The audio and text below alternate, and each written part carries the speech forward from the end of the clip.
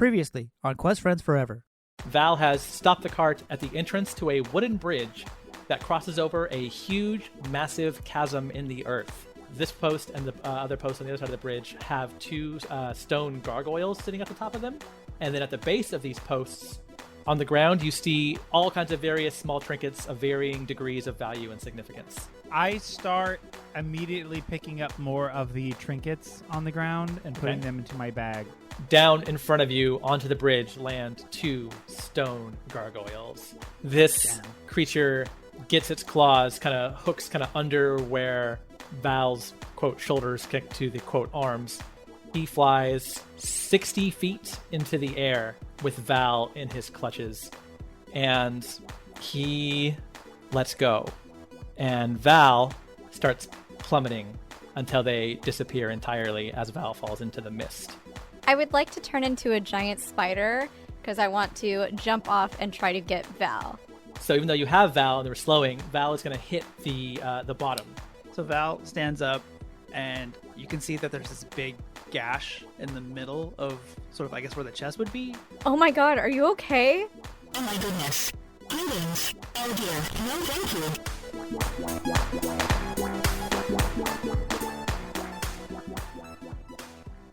You are back on the cart, speeding toward the nearest town. Stephanie and Ellie, you know, just based on this area and the construction of the bridge and roads nearby, that there would be a town nearby, a place for travelers, merchants, and stuff like that to stop just before or after crossing the Hotter Falls Bridge. So you are on your way toward that. Ellie is panically driving the cart, trying to get the horses to go as fast as they can without collapsing from exhaustion. Val lays on their back in the cart, still activated and on, but with a puncture wound in their chest and their speech garbled and distorted. When the cart runs over a rough spot in the road, the wood vibrates violently, causing Val to involuntarily rock back and forth. At one point, a small puff of sparks shoot out from the hole in the processing unit. Oh. Stephanie, what are you doing while Ellie is racing the horses toward this near town?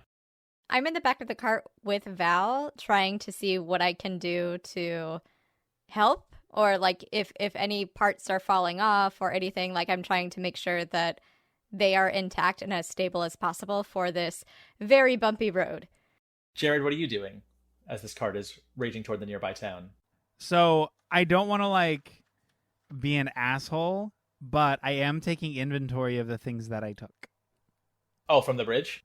Yes. Okay, so you're opening your jacket pocket and going through all the gold and stuff. Yeah, I'm really just cataloging what do I now have? And I'm also realizing that either way we would have been attacked probably. So at the end of the day, me taking anything from this bridge is so inconsequential, and at the end of the day I am not at fault. So with that in mind, I am cataloging my new inventory. As this bumpy ride continues, eventually Ellie calls back to everyone, and she says, "I see a town up ahead!" You all look up and see the distant outlines of some simple 1- and 2-story buildings a few hundred yards in front of you. Ellie intentionally veers the cart off the main road and onto a smaller and slightly even rougher path that leads in the direction of whatever town this may be. The land around you eventually turns from plains to farmlands. Vegetables grow in far-stretching rows as you pass lines of crops on either side of the path. Windmills lazily rotate in the distance. Livestock grazes in designated fields, and a few young human boys in overalls and straw hats slash away at wheat taller than themselves, with scythes also taller than themselves, and place the hacked grain into large bags they have slung over their shoulders. They glance up at you as you ride by without stopping their work. One boy nods blankly, another turns and spits behind him. None of them seem particularly interested in you or the cart. The dirt road leads you to the city limits of a simple and unassuming-looking town about the same size as Remedy. As you get close to the first cluster of homes and buildings, a hand-painted sign welcomes you in big red block letters. Welcome to Noun Town.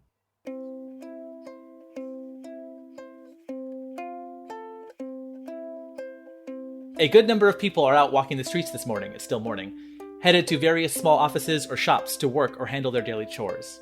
A few older folk sit on porches and patios and rocking chairs, or leisurely water the small plants in the windows of their simple homes.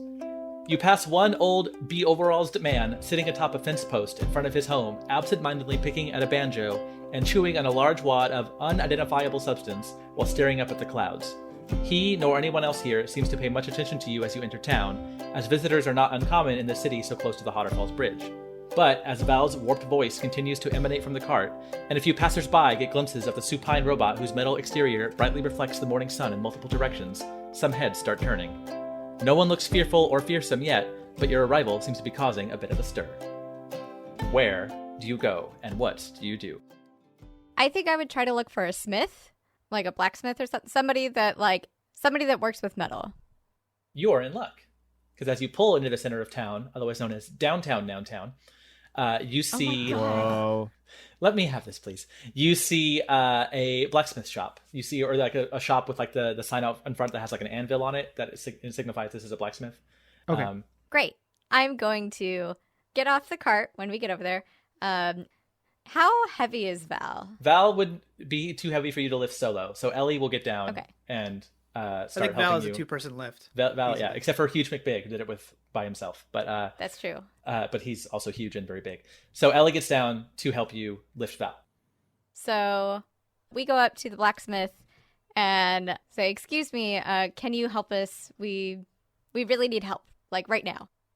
So you enter this blacksmith, and you see a older dwarf man hammering away. He's got like a short sword on top of his anvil, and he's hammering away on the short sword. And he hears you come in, and he doesn't look up right away. And he says, "Well, just wait your turn there." "Hi, I'm sorry. This is a life or death situation. We need help right now." When you say life or death, he turns and he sees the two elves holding this metal robot, and he's surprised by this. He drops his big hammer and he goes, "What the heck?" And kind of is taken aback and looks at you quizzically. Where is this blacksmith from? Downtown. Okay. Okay. So I'm gonna look at the dwarf dude, and say, "Our friend here took a bit of a tumble, and I need some help. I need some. Can you help?" He looks at you and then back to Val and then back at you and goes, "That's your friend? That's a person?" "Yes, their name is Val." And he's not sure what to do. He looks like he's maybe never seen this before, and he looks around his office or his blacksmith. I know. Look, shop. I know how weird this looks. Okay, like, elves not really usually cool with like metal stuff and the whole thing, but need help. We need help right now. Took a tumble. I don't know what's happening.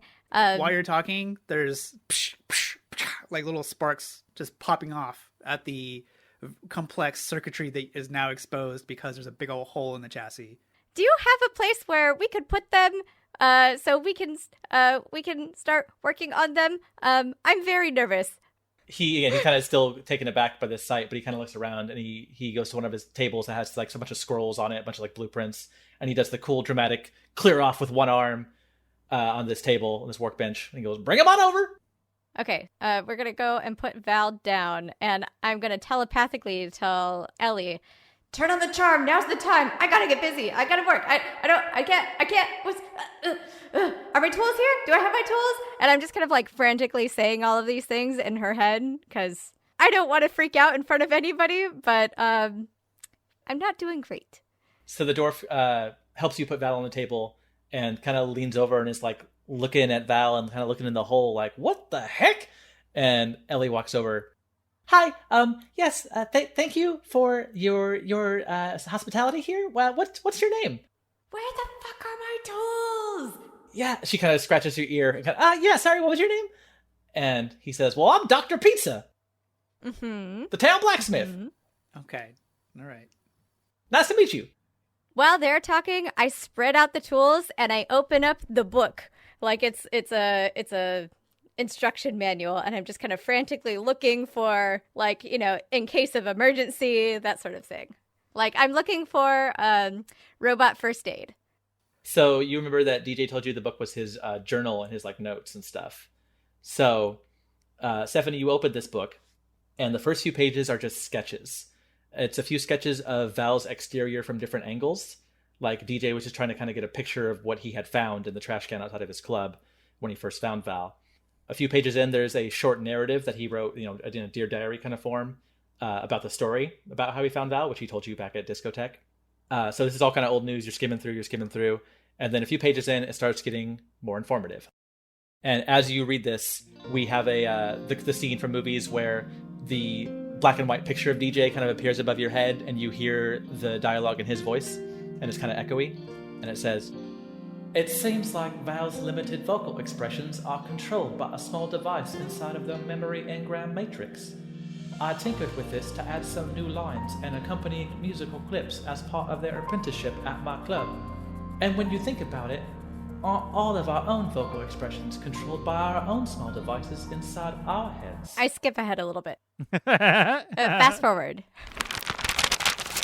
"I woke up naked outside the castle stables covered in troll juices, shaking hands with a cactus that I thought was the mayor of the desert. Skip forward. No. That's why a Pop-Tart can be technically considered a ravioli." Skip forward. I'm sorry, is that a fantasy Pop-Tart? No, they're real. This is canon. Pop-Tarts exist. Honestly, Pop-Tarts TM exists. yeah. Nabisco really has reach. That's true. Well, Although, also, the Nabisco tree has elves in it. Ding, ding, Damn. ding. We figured it There out. it is. Damn. Okay. Wow. Finally, you return to the useful information after a few diatribes that explain how to perform repairs on Val's processing unit, as well as how to fix up some external damage. According to this journal, it seems Val once fell off the balcony at Discotheque while swept up in an epic bass drop and needed similar repairs. Cute. That's how you know Val has street cred. Jared, are you just walking in with him, or are you doing something else outside still? I walked inside as well, and I've kind of just been watching everything unfold. I've been noticing some of the storefronts on the way in and have been calculating something, but nothing has come to fruition, and I'm not ready to act yet. So I'm going to just blend into the background and just watch what happens. Okay. So Teaser. Okay, well, I am going to roll up my sleeves. I'm assuming this whole time Ellie is just putting on the charm like she does. we cut back to Ellie, and she's like, "And then we came over the bridge, and then we sped right here." Excuse me. Is it okay if I work here? I need to work here now, and I might need your help. Do you understand any of this? I mean, I understand some of it, but I show Dr. Pizza the diagram. He kind of comes over and squints at the journal, and he nods, and he rolls up his sleeves and goes, "I think I can help you out. I would love to know what's happening with this here metal friend you got. I never seen one of these before." Me neither. Let's go. Okay, and we start working. And then cut to the montage, right? And then there is a montage of like a surgery montage of Stephanie getting in there with tools and like Ellie dabbing her forehead with a cloth, you know. And then Jared is just waiting by the vending machine, just chilling, reading a magazine. Jared is pacing back and forth and biting his nails nervously. I was going to say, I'm leaning against the vending machine with one foot on it and my arms crossed, pretending not to care, but casually glancing over nervously. So it takes a few hours. A few hours go by, but eventually, by the evening, Val is patched up. And Stephanie, as you were poking around on the interiors, trying to put out some of the damage in there and some of the sparks and stuff, you repaired a few. Some of the inner parts were a little bit damaged that you kind of tuned up and twisted and kind of resoldered and stuff. There were some copper contacts, sort of like the ends of a cable, that were a bit messed up. There was a circuit board that needed to be pieced back together with some adhesive. There was also something that looked similar. Was there a joint in there that was accidentally left there by DJ? No, that went up. What you can see it went up in smoke? Yeah, you can tell that there was clearly a place where DJ put his weed in there, but it all went up in smoke during the attack on the bridge. Okay, his emergency stash inside of that. There's electrical burn marks. There's also, you also smell basically like weed. Resin that's just sort of caked on the inside. It's kind of gross. The inside of Val smells like weed a little bit. Yeah, great. Yeah, basically, Val's a pipe. The smoke that was coming from Val earlier was not like smoke because there was a fire or something. Like it was just the weed residue being burned. Yeah.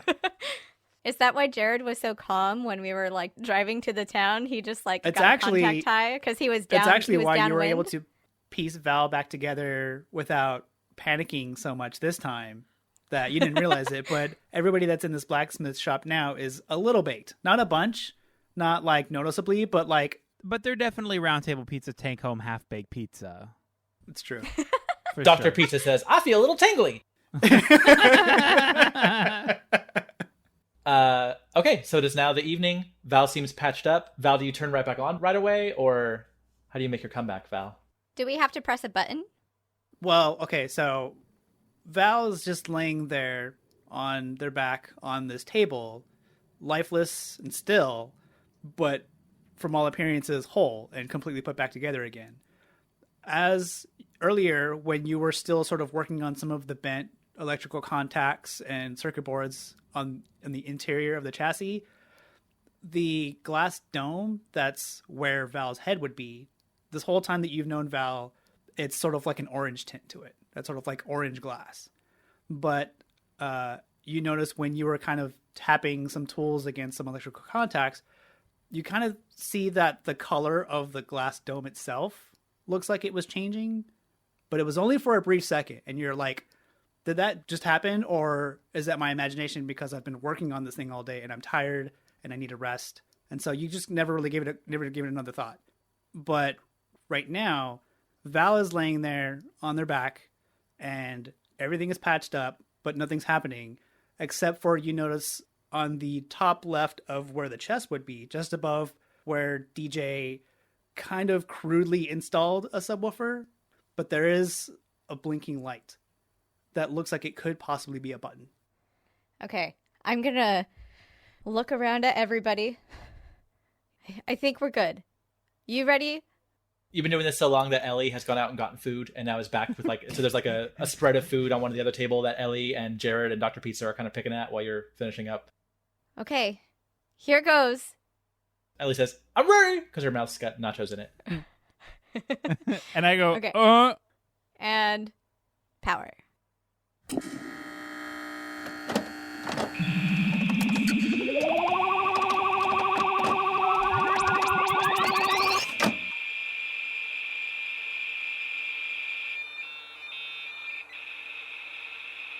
Val is now powering up, and you can tell that this is not Val yet, but the machine that is Val is slowly turning on. You hear clicking noises inside. You can see little twitches as if little servo motors and what's-its and widgets and all these little mechanical components inside are sort of doing a self-diagnostic. You see sort of the legs kind of tremble a little bit. You see the arms move up and then back down again. You see the claws that are Val's hands rotate from one extreme to the other extreme. So it's doing sort of like a self-test. Basically like a printer when you first turn on a shitty desktop printer and you have to wait for 15 minutes to print something. That's what Val is doing right now. And then after a while, you hear a big, loud thunk. While all that's happening, I go grab food and just like nervously like watch what's happening. You're now across the room eating the nachos? Yeah. Staring like... Just not blinking, just like intently looking while this is happening. Because I mean, after 5 minutes, if this is going to take 15 minutes, then I'm just going to go over there and grab some food, but watch you. Okay. Ellie pats you on the back, Stephanie, as you come over and says, you did a good job. So then suddenly the clicking stops. And there's a very obvious silent moment that wasn't there before. You can't even really hear anything outside, in the street, in the town. And then you see Val slowly sit up from laying down on the table. And Val's shoulders slowly turn clockwise or counterclockwise, whichever way it's facing, towards you. Because Val doesn't have a face to turn to you, but Val has shoulders, so the chassis will turn towards you. So it's like looking at you now. And then you hear, "Thank you for your assistance. You've been a great help." I drop my food and I go hug Val and say, "Are you okay?" Hello, hello, hello. How can I help you today? Ellie turns to Jared and says, I don't think they ever said that one before. Yeah, I think this is a new season. I think we got upgrades. Stephanie starts tearing up, but like turns away from everybody so they can't see and just kind of like tries to hide it a little bit, but like, so you're okay? You're back? So as everyone's intently staring at Val, Val's glass dome flickers in a different color again and then goes back to orange. And then you see... Hello, hello, hello, hello, hello. And then Val twitches a little bit and this orange glass dome flickers from orange to red and back, but almost like in a split second, like almost as if, clearly there's something a little bit wrong, but then it goes to green. Hello. How can I help you today? And then from there, it goes back to orange. And so Val kind of stands up, stands on the ground, gets off the table and standing on the ground and faces everybody. And then a little small twitch, the shoulders kind of twitch a little bit, and then the glass dome goes completely red. Uh-oh, something doesn't feel right. Damage detected to cyanic neural core processor. Oh my god! Self-destruct sequence initiated. Oh no! 4. What? No, hit it! Somebody hit it! Tarnation! Initiating forced reboot of critical systems. Just a sec. What in the Sam hell? And then when that happens, Val falls completely backwards, plap, and is now laying on the ground. Fuck! Jesus. I kneel down at Val with the most confused and concerned look on my face and just kind of like nudge them. Nothing happens. Val's not moving. But then that little blinking light on the top left shoulder of Val's chassis, or the top left chest of Val's chassis, is blinking again. I grab a handful of the nachos from the table and walk them over to Val and attempt to put the nachos, I guess, on Val, hoping to help with a snack. Dr. Pizza, who has nacho cheese in his mustache and beard, is like, "Did your little friend just almost blow up my shop? What was that?" No, I didn't hear that. Did you guys hear that? Hold on. And I press the button again. More clicks, more things moving back and forth, but it doesn't take nearly as long this time. It's only 20 seconds worth of clicking and clang, cling, clank, and the parts moving this way and that way, and then suddenly the whole thing jolts. Val's entire chassis, entire body just jolts, and then Val calmly stands up and tilts backward as if to look up at Stephanie, outreaches their arms like a little kid would want a big hug, and says, "Thank you for your assistance. You've been a great help." And then goes in to give Stephanie a big hug. Aww. Val, who's now covered in nachos, by the way. Yeah. Yes. So the front of Val is now pressing up against Stephanie, and in between them is sandwiched nacho mess. I mean, in times of crisis, honestly, any action is good. I don't know. Anything can happen. Who knows? Stephanie accepts the hug and just kind of like looks down at Val and says, "Are you okay, buddy?" Oh my goodness. Oh my goodness. Oh, Sure no. thing. Sure Wait. thing. You're giving me mixed signals here. I don't know. But I'm going to take that as a yes because I need a win right now. So. Sure thing. Thank you Okay. for your assistance. You've been a great help. And then Val turns to Dr. Pizza, who Val's never met before, and Greetings. I am a Variance Alpha Psionic Altonian Lexotransceiver Unit, Well, model how number about that? XFCED001. But you can call me Val for short. It's Okay, they're great to fine. meet you. Well, it's great to meet you too, Val. I guess thanks for not blowing up my shop. Sure thing. Dr. Pizza looks around at the four of you. Where did you find this person? Did you all build this? No. Oh dear. No, thank you. We met in a town called Remedy for Sure, I know Remedy. For the Feast of Harvest or Harvesttide, sure. Yeah, that one. That was just this weekend. Ellie, take over. And so we made friends there, and now we're just traveling the road. And she kind of looks at Stephanie, like unsure of how much of their situation to reveal to this blacksmith named Dr. Pizza. And she's kind of looking at you for like instruction of what to do next. I interject and I ask Dr. Pizza, "Hey, you weren't there by chance last weekend, were you?" Where is that? Remedy? Yeah. No, I was here. I was here in downtown.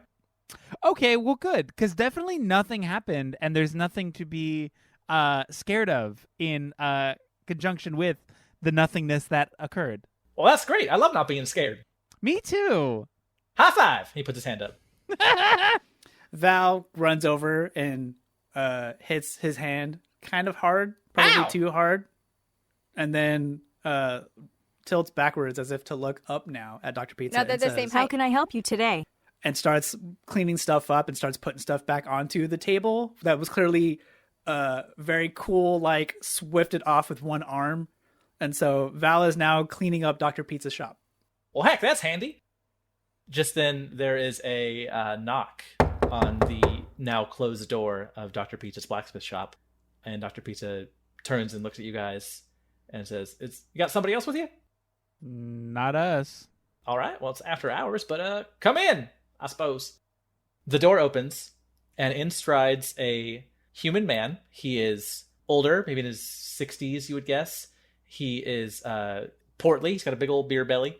He's wearing a white suit, a white 10-gallon hat, white suspenders. He has a white mustache with white eyebrows, but he's wearing black cowboy boots. And he strolls in to Dr. Pizza's, kind of acting like he owns the place. He's got the suspender straps in between his fingers and thumbs. He's holding his hands up.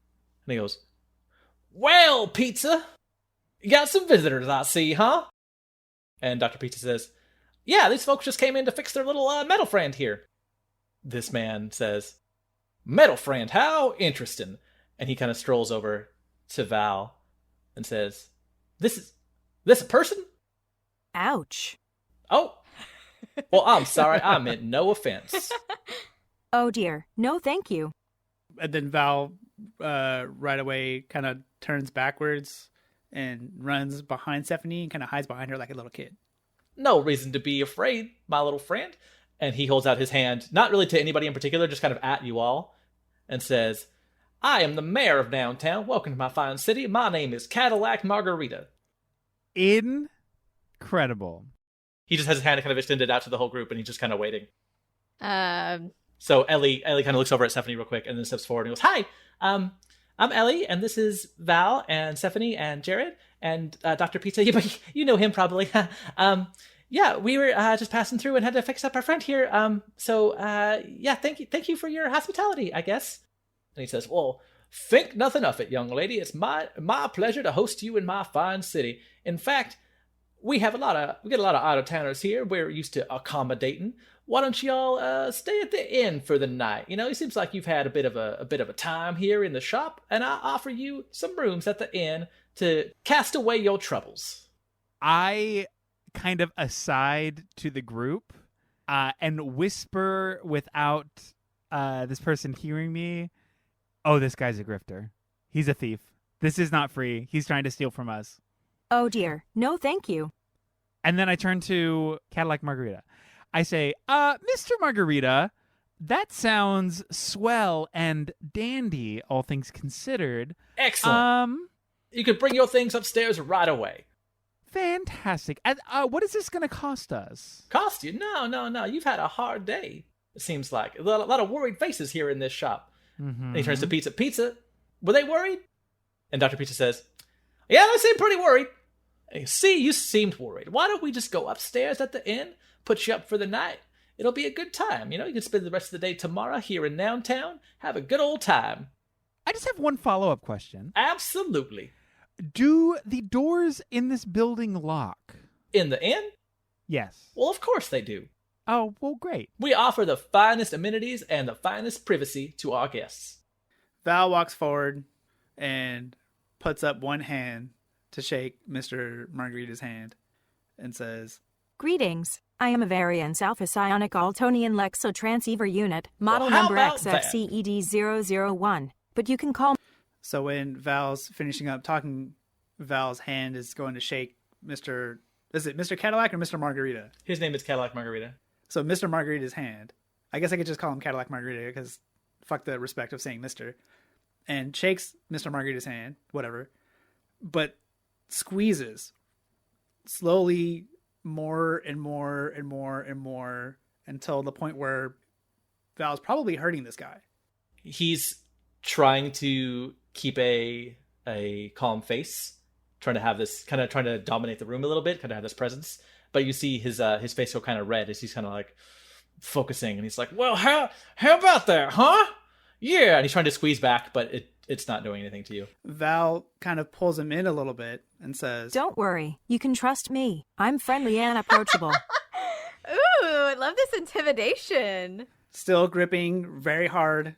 And trust me, he does not have the strength to get out of Val's grip. This is like a fucking war bot. grabbing onto this poor man's hand.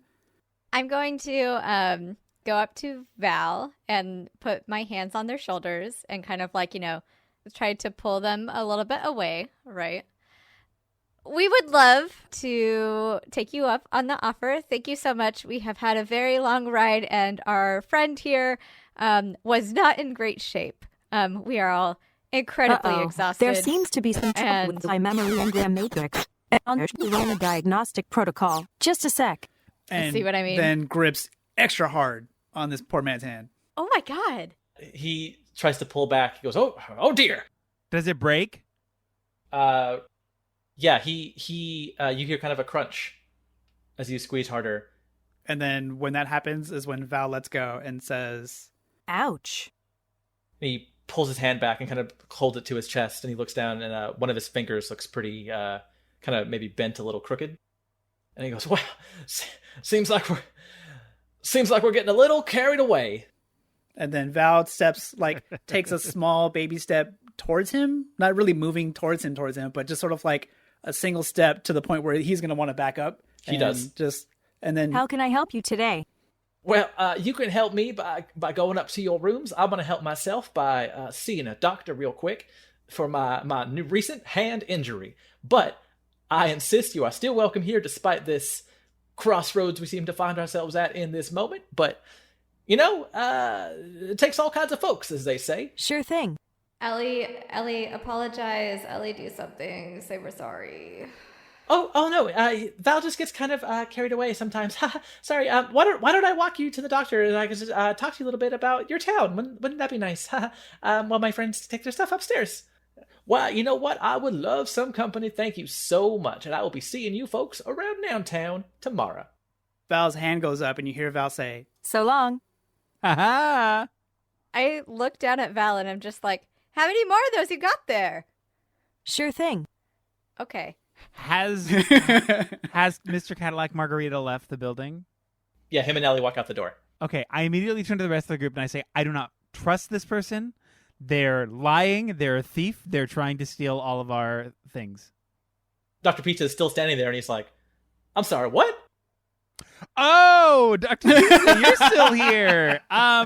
No, that was, oh, yeah. No, that's like actually so sick that you're like still here and that I definitely remember that you were here. That's honestly like really cool of both you and me. I just went to the bathroom real quick. You forgot about me?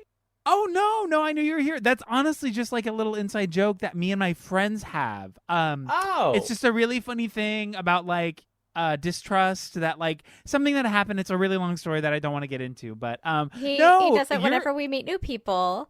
Yeah, whenever we meet new people, it's very much just. He like actually means the exact opposite. It's a whole thing. Yeah, we've been together a long time. Oh. Yeah. Like how bad means good sometimes. Yeah, I see how that could be confusing. But, sometimes we just, we're a sarcastic bunch, right? Oh, the most sarcastic. Oftentimes. You young folks, I can be like that sometimes. I get it. I'm cool too, I'm hip. I can be hip with it. Val steps forward. Val steps clear right in front of him and says, I'm afraid that information is not available at the moment. See, I'm sure that's not one of your jokes. I get it. Ha! Good one. You sure got old Dr. Pizza. Sure thing. Why don't you guys go settle or go do take the stuff to the rooms, and I'll meet you guys in just a sec. Okie doke. Sure thing. So the inn is the next. It's next door. It's the downtown inn. So it's got 3 floors. It's wooden. So this place is kind of like an old West town. Everything's kind of like wooden, very saloon-esque. Gotcha. It's 3 stories though. So. Honestly, that's literally exactly what I was picturing. Oh, good. I did a good job. So, yeah, you walk into the inn with some of the stuff, and the barkeep, who's just wiping the glass continuously, tells you that Cadillac Margarita already came by and said you got there's 2 rooms upstairs for the 4 of you. Okay. Are they adjoining? No, they don't have adjoining rooms here. It's not Schitt's Creek. Okay, so we go upstairs. Okay. So, right? Yeah. Should I inspect the room? It's fine. So no, you go inspect upstairs the entire room. and you go in and it's fine. Okay. Except for the secret dungeon you find. No. So Stephanie. The bartender's a robot. Oh shit! It's Westworld. Stephanie and Ellie take room 7, and then Jared and Val take room 8. Sorry, that's just the way it shakes out. No, it's actually kind of rude of Jared to do that because Jared now gets the whole room to himself. Val is just going to go stand in the closet with the door closed. I mean, don't tell them that. Let me just live. I love it. Ellie looks tired, and as you all are kind of moving the stuff upstairs, Ellie turns to Stephanie and she's like, I'm actually kind of looking forward to sleeping in a real bed, and one that isn't, kind of sad like we did in Remedy. So, yeah, I'm kind of actually, this will be kind of nice for me. Yeah, same. This'll be good. Yeah. I'm sure it'll all be fine tomorrow. We get back on the road with no hiccups. Yeah.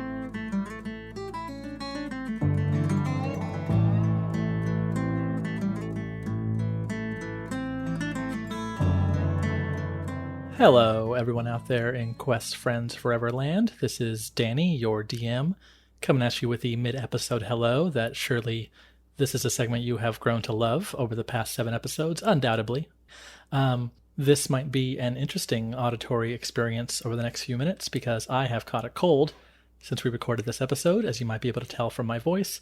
And also there's a bunch of construction happening on my street. Oh, there's some of it. Maybe you heard it. So yeah, let's just try to get through this and get back to the good quality content. As always, I just want to start by saying thank you so much for listening. We are honored that you have welcomed us into your podcast family. We know you have lots of podcasts to choose from, probably too many, if we're being honest. Like, there's just a lot of them. But anyway, it means a lot to us that you are sharing this with us. And yeah, you're awesome. And you know what? Keep being awesome, and we'll keep trying to do the same for you. If you haven't done so already, I encourage you to follow us on various social media platforms, such as YouTube, Twitter, or Instagram. We will be posting some neato stuff there from time to time, as well as updates and episode art and other kinds of arts and all kinds of fun stuff that hopefully you will enjoy. So make sure you do that. Also, if you have not done so already, if you have the goodness in your heart and the time to leave us a review on your podcast app of choice, and perhaps a 5-star rating, maybe, if you're feeling that, that would help us quite a bit to kind of spread the word about our podcast and get us a little bit more exposure and get more people involved in the Quest Friends family. And who doesn't want that? Who doesn't want, a big old happy family? We'll be coming over for Christmas. We hope you are preparing extra plates for us because we will be very, very hungry. We also want to point you in the direction of the Nostalgia Network. That is the podcast network that we are a part of. I also wanted to mention something that I have been forgetting to mention, that the music for our podcast, the opening theme and the closing theme, is done by our own Eric Lefebvre. And all the episode art that you see on your podcast app of choice for each episode is done by our own David Tercero, aka Val. It's pretty awesome to work with people who are actually creative and can do stuff like that. It makes me pretty jealous, but also pretty grateful. And, get yourself one of those if you can, I guess. I don't know. Let's get back to the episode. I need to take some medicine or drink some water or lay down or something. But I'm out of here, and here's the rest of the episode. Have a good time with it. We'll see you in 2 weeks.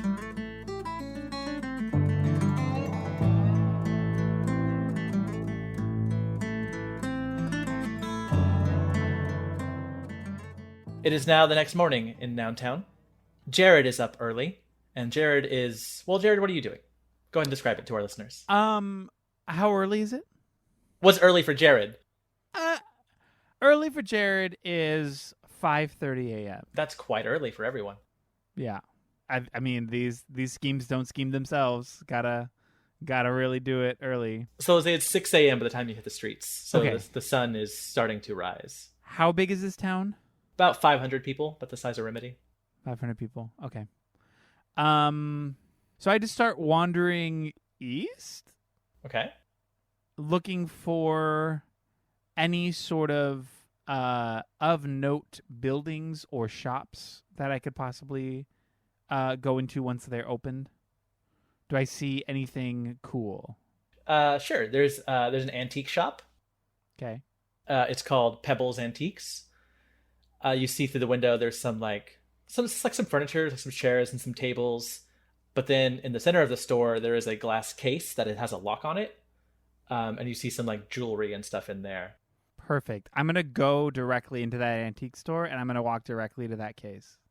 It's closed and locked. Do you want to try to sneak in? I break the windows. No, I'm just kidding. I'm going to try to sneak in. Okay.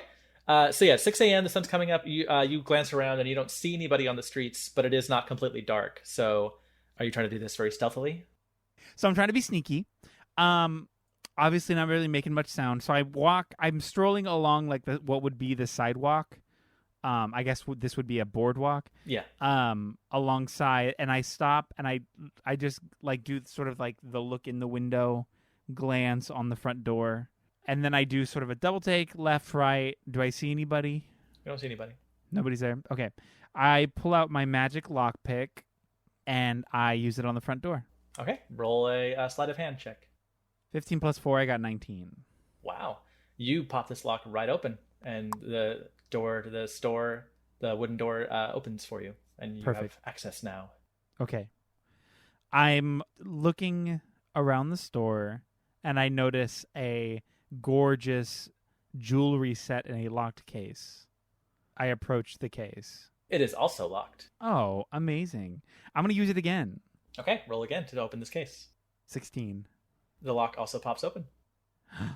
Perfect. Can you describe the jewels that are in the case? I would start to, but as you open this case and try to start reaching into it, you hear a voice from behind you who says, "What are you doing?" I turn around and I say, "Oh my God, thank God you're here." You see it's a human woman. She's in her maybe early 60s, a little bit old. She's wearing a pink dress with a white apron, got some frizzy white hair, and she's got big glasses. I was out for a morning run and I heard a small child inside this store. And the door was locked, and I looked in, and I couldn't see them, but I could hear them screaming. And I knew that nobody would be here for hours. So I had to do what I could to help this kid. And as soon as I got in here, I'm looking around, and I noticed a couple things were broken. And the door was also broken to this case. You heard a kid inside my store? I did, yeah. Well, where's the kid? I don't know. I got here as soon as you did. Well, I've been here for an hour already. Oh. Did you not see the kid? I didn't see no kid. Do you have children? Not anymore. Oh, that's sad. Oof. No, they just moved away. And Dad had sold them. That's less sad. Well, I'm just as confused as you are. What's your name? Where are you from? You're not from around here. I'm actually not. No, I'm just visiting. I'm here on hero business. Hero business? Yes. So I am recruited by the local fair to investigate and or aid in any sort of heroic endeavors. Which is why that's a real thing in fantasy world, right? Which is why I heard a small child crying. Of course, I have to come to their aid. Oh well, shoot. Okay, hang on. Let me get some help for the kid. And she runs and she opens the door and she goes, "Deputy!" And she closes the door, and this another human wearing like a black polo shirt with like a embroidered star on it, not an actual badge, it's just embroidered into the shirt, walks in, and he goes, "What is it, Pebble?" I mean, it's Pebble's store, so. Deputy Hatchback, this hero man here says that there's a lost boy in my store, and apparently he was looking for him in the jewelry cabinet. And Deputy Hatchback says, "In the jewelry cabinet?" Well, let me clarify. I noticed that this was open, and I assumed that a kid was trying to open it, and I figured that they would be here, but I've yet to find that kid. And you thought they were in the jewelry cabinet? I thought they were trying to break into the jewelry cabinet. What's your name, hero? I don't consider myself a hero. I consider myself an aid to heroes, which is why I am currently in town on hero business. With that said, Deputy, where were you? If you're within earshot, how were you not here to help this child? I didn't hear nothing. I did my patrols. I didn't hear nothing. Well, better get some better ears because... Are you insulting the deputy? You know what? This morning I am. Yes. Well, I don't take kindly to being insulted by no outside city man. And just then, as he starts to walk toward you to kind of get in your face a little bit, from behind him, again at the front door, you hear, "And scene." And Pebble and Deputy Hatchback both turn around. And now in the doorway, leaning against the door with his arms folded, and a stern look on his face, is a drow elf, which is like a dark elf. This dark elf has a brown suit, a brown cowboy hat, and a thick black mustache. And he says, "What are you all doing talking to my actor?" Ooh. "Well, now hang on. This fella here said he was in a hero guild." And the drow steps forward and says, "I sent this man here to do research for a play I am writing. Have you never heard of method acting? I am insulted by your ignorance." "Well, now, hang on, Talent. I don't know." "No, you do not refer to me by my name. You refer to me as my last name, Mr. Lighthouse. And you will respect me when I tell you that this actor here is working for me, and you will leave him alone, or else I will pursue you to the fullest extent of the law. Do you understand?" Shit, all right. Why don't you all just get out of here? How's that sound?" "Yes, I think that would be well." And this drow in the brown suit looks at you, Jared, and just holds up a finger and does the "come hither" to you. Okay, I walk over to him. And he opens the door and takes you outside. And as soon as you get out the door, he turns to look at you dramatically with a very stern look on his face. And he says, "What do you think you are doing?" Something that requires none of your help. The laugh wasn't included. That laugh was my own anxious laughter. That's not character. Thank you. "Well, I respectfully and firmly disagree. Look, I am not a man of the law. I care not if you lift a few gold pieces from a few unsuspecting pockets. But when I see a person trying to play a part in this grand stage we call life, without every pore in their body oozing dedication, I cannot stand by idly. You may be quick with your hands and quick with your wits, and that may have served you well in your potentially less than reputable conquest up until now. But if you're going to try and put on a ruse like this in my town, you've got to know how to sell it. Do you understand what I'm saying to you?" I hear the words that you're saying, yes. He stares you directly in the face. His expression doesn't change at all. He goes, "Do you hear what I'm saying to you?" Yes, I do. And he sighs. "Come with me. You have much to learn." And he basically grabs you by the shoulder and starts walking, not really giving you a chance to say no. Fantastic. And off you walk down the street. Incredible. Oh, and he stops and he goes, "Wait, did I tell you my name?" I believe it was something along the lines of Illuminated Home. "Is that a joke? Are you doing comedy? Is this satire? The lowest form of entertainment?" No. It's more of a belittling play on words, but I'll take it. Puns, also very low. "My name is Talent Lighthouse, and you will come with me immediately." Talent Lighthouse. And off Jared and Talent go down the street.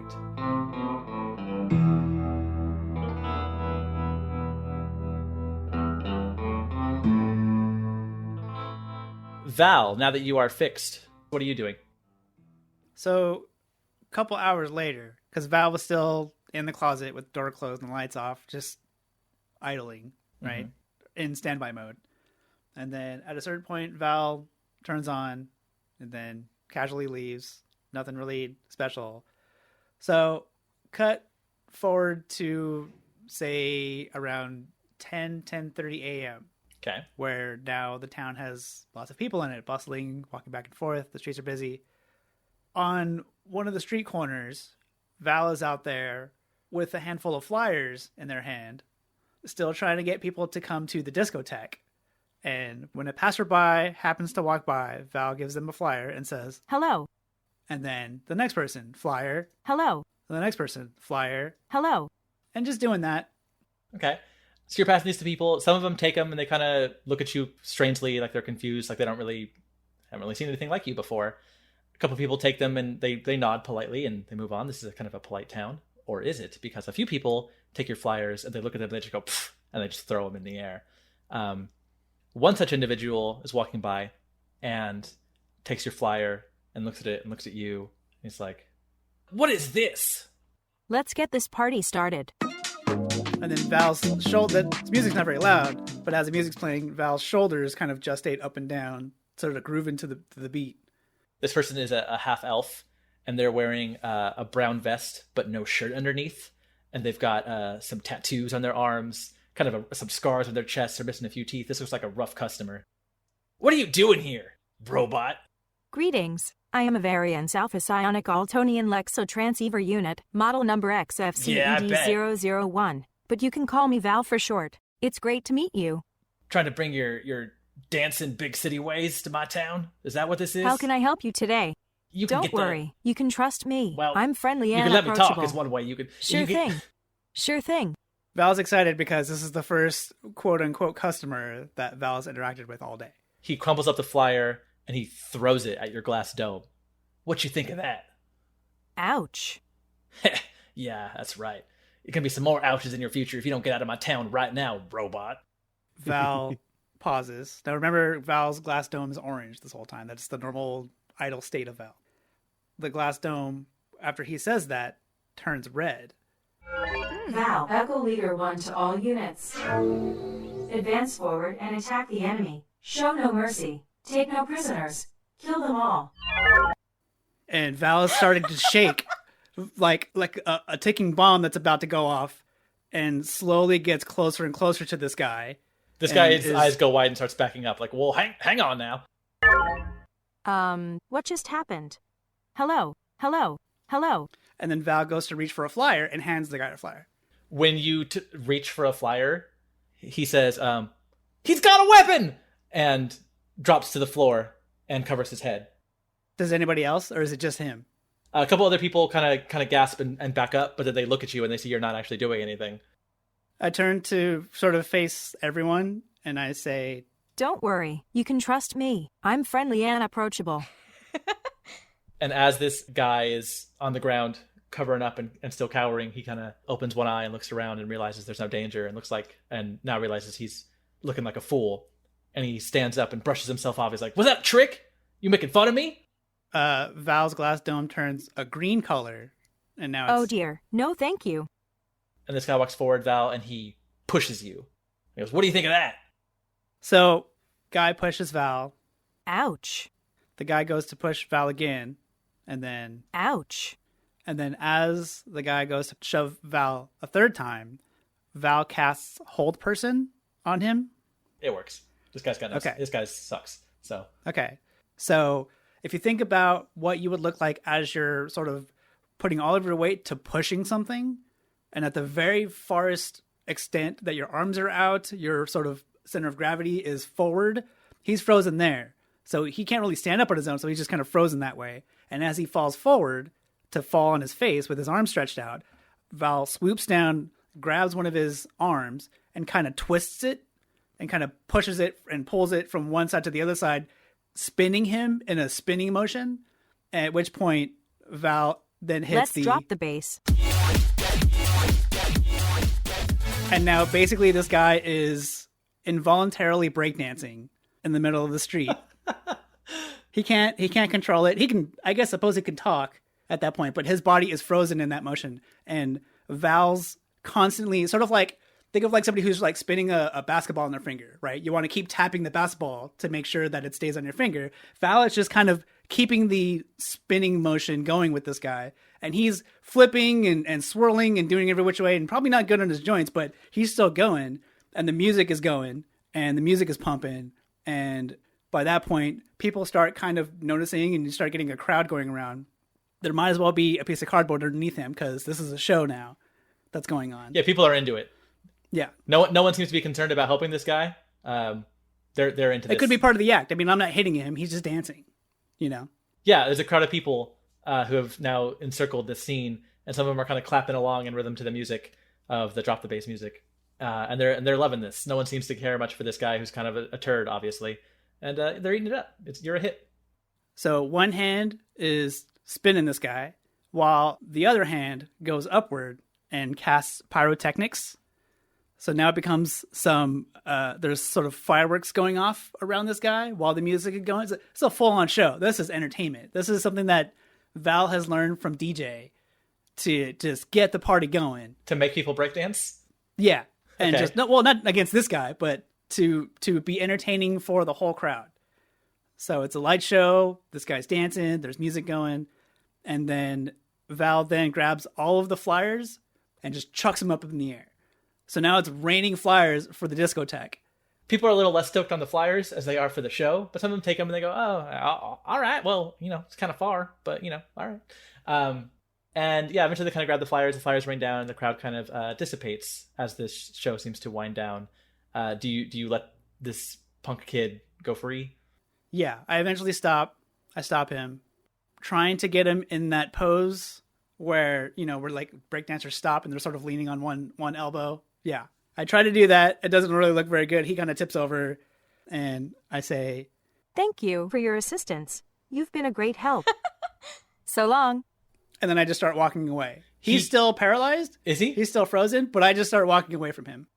One of the people in the crowd doesn't dissipate, and it's a human dude. He's in his late 20s. He's got kind of it's like a buzz cut of blonde hair, and got a few scars on his cheek. And he walks over, and he's like, "Hey, spst! Hello. Spst! Come here. How can I help you today?" "Hey, are you one of them?" And he leans in close, kind of like to be conspiratorial or quiet. He's like, "Are you one of them battle bots?" Val shoulders go left, right, and then back facing this person and says, "I'm afraid that information is not available at the moment. Greetings. I am a Variance Alpha Psionic Altonian Lexotransceiver Unit, model number XFCED001. He's nodding. But you can call me Val for short. It's great to meet you." "I think you're one of them battle bots. I don't know what that whole dance party thing was, but you're a dangerous thing, aren't you?" "Oh my goodness. Oh dear. No thank you." How are you with a blade?"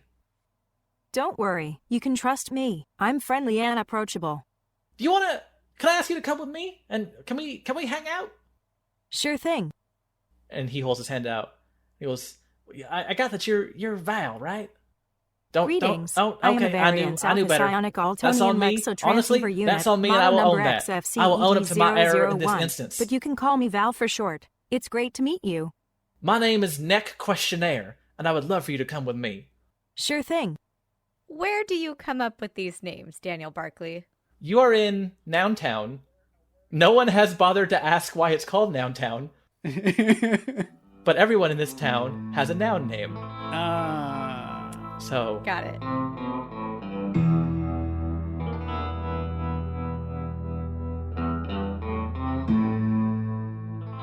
Stephanie, what are you up to? I went and found some sort of park here in town, and Okay. I kind of have the necklace that we found in what's her name's trunk, Barrymore. right? Barrymore. So I have that, and I'm just kind of looking at it and trying to piece things together, and just kind of remembering the last time that I left. So yeah, you find a small park on sort of the outskirts of town. It's not a very green area. It's like a lot of farmland, a lot of Old West kind of aesthetics. But there is a small park. It's got some grass. It's got a nice little fountain in the middle, a few benches around. And as you're kind of just focusing on your own inner thoughts or whatever, you realize that someone's trying to get your attention, and maybe has been for a second. Like you kind of just see like in your peripheral vision, like a hand kind of waving. I look over at them. It's Dr. Pizza, the blacksmith, the dwarf. And he's like, hey there, you all right? Hi. Hi. Yes. Yeah. Hi. I'm okay. I'm fine. Yes. Thank you. Good to see you again. It looks like you maybe are a little bit more calm today. Is that okay to say? Is that? Yeah.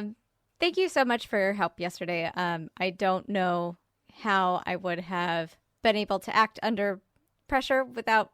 I don't even know if I would have been able to help Val without you. So, I appreciate your help. Well, sure, it's my pleasure. I chipped in when I could, but it feels like you and your friends got a good repertoire, or that's not the right word. A good rapport. I think that's the right word. I know nouns if it's where I'm from.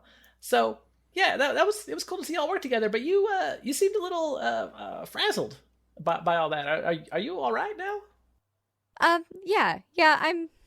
I'm just thinking. Just got a lot of thinking, really. I'm not really good at it, but I'm doing it. Here I am. Hi.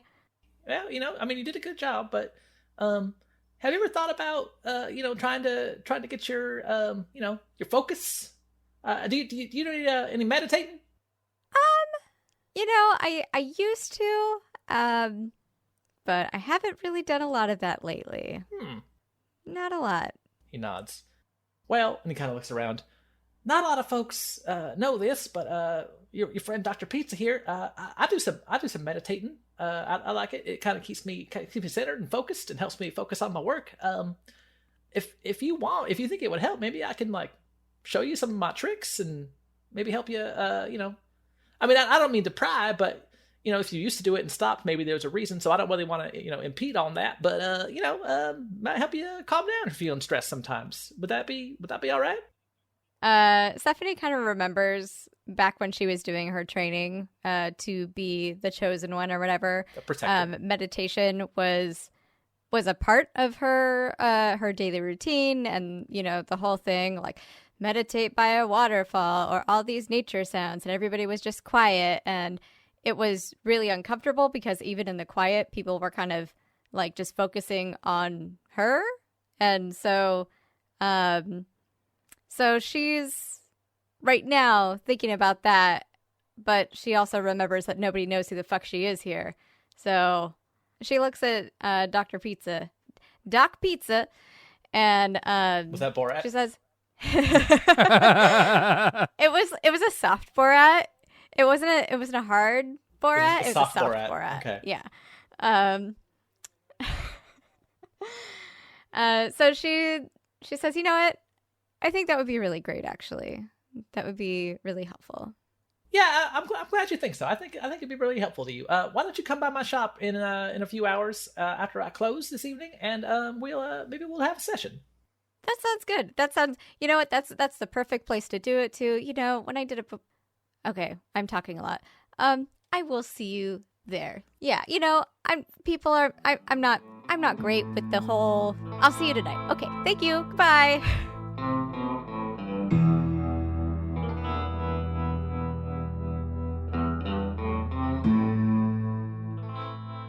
As Dr. Pizza walks back into downtown Nountown, happily whistling a tune as he goes, he strolls right past the modest 2-story building that serves as City Hall.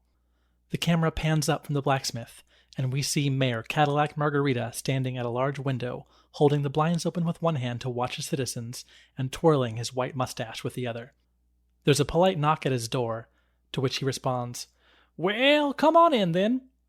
Through the door comes his assistant, a young female gnome named Kayak Windowsill, holding a manila folder in her hand. She steps to the center of the room and then stops, waiting for the mayor to address her, as if they've gone through this process hundreds of times before. Without turning around or taking his hand off his mustache, Cadillac speaks. "Any news about my real estate agents or my deputies?" Kayak looks down briefly, then takes a quick breath and looks back up to respond. "No, sir." Cadillac lets out a combination of a grunt and a sigh, then reaches into a pocket and takes out a kerchief to dab the sweat forming on his forehead. "Anything else, then?" Kayak takes a few steps forward and places the folder on the mayor's desk, then walks back to the center of the room before speaking. "I think we found what you were looking for." Cadillac spins around, eyes wide, a sly grin on his face, and kerchief still at his temple. "Well, did we now?" He approaches the desk and opens the folder, quickly but intently rifling through the papers inside. The camera can't quite make out exactly what he's looking at, but they appear to be handwritten pages pulled out of some kind of journal, as well as a few drawings of varying quality, as if some were done by professionals and some were done by children. After a moment, the mayor looks up, his grin now spread from ear to ear. "I knew there was something familiar about those newcomers."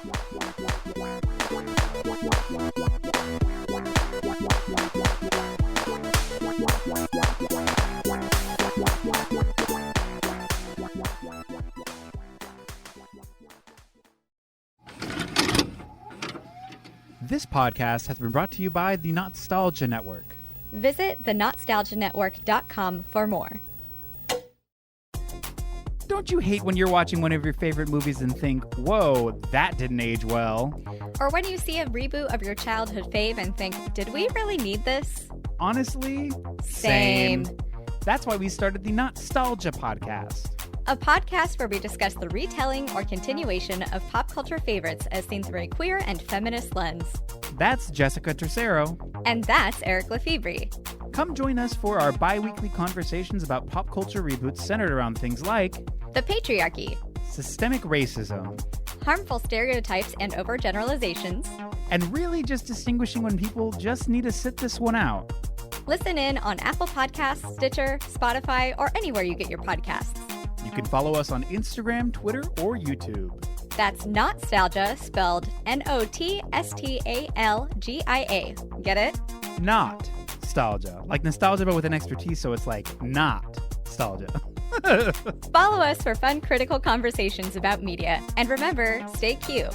And stay critical. Bye-bye. Bye.